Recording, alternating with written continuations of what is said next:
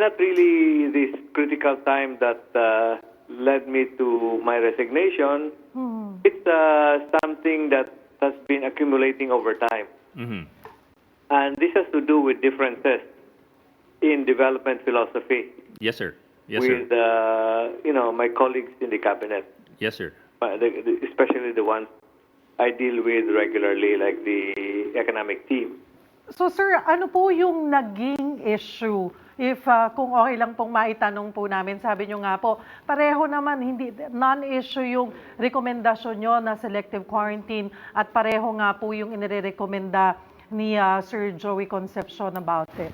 Yeah. Well, it has more to do with what is the role of the government, what's the role of the private sector in the economy. Para sa akin, as an economist, the role of the private sector is really that it is the engine of growth of the economic of the economy of economic growth. The government just provides the environment, infrastructure, and other public goods that are important to the people, to the public. Yun ang ano. So dapat bigyan ng importansya ang private sector. Pero yeah, yun ang development philosophy. Yes, sir. And relating that principle to what is happening now, saan po yung point of divergence? Wala. Ang sinabi ko lang naman na yung bayanihan to heal as one, bayanihan really means whole of society coming together so that, something that is confronting society can be addressed properly. And if you have noticed, there have been so much, a variety of contributions from the private sector to the health capacity system natin, providing equipment, ventilators, PPEs, and even food to the needy, no? So marami silang na-contribute. So dapat ma-appreciate yun sa gobyerno. Dapat ma-appreciate yun. At dapat talaga mag-partner.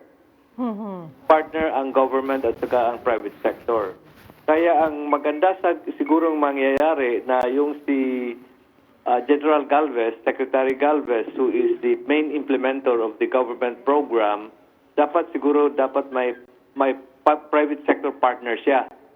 Parang ma-synchronize, parang ma-coordinate yung ginagawa ng private sector at sa ginagawa ng government. And if you combine the two, the impact of the whole is greater than the sum of its parts. Yun ang ko. It's nothing new. It's a commonsensical view of things. So nothing really mysterious about it. Yes, sir. We understand what you're saying. We do not want to oversimplify it. We understand what you're saying that there have been other cases in the past of differences in development philosophy with other members of the cabinet. However, looking at the catalyst of your resignation now, would it be fair to say, would it be accurate to say that you are concerned that an extension of the existing enhanced quarantine beyond April 30 would have a negative impact on the private sector, which is the engine of growth of the economy? Well, hindi naman kasi ang naman yung selective quarantine or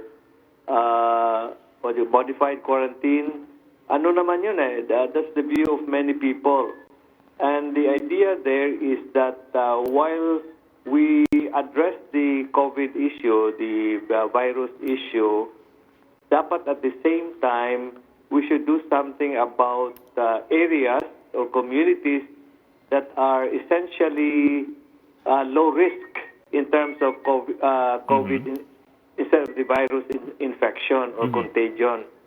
Then kailangan nga talagang yung while we open and lift the quarantine selectively or in a modified fashion, dapat this thing should be accompanied by rapid testing rapid testing, contact tracing, and then isolation, or quarantine of those who are found to be positive, and then so they can be treated. So dapat yun ang ginagawa ng gobyerno ng DOH. Dapat noon pa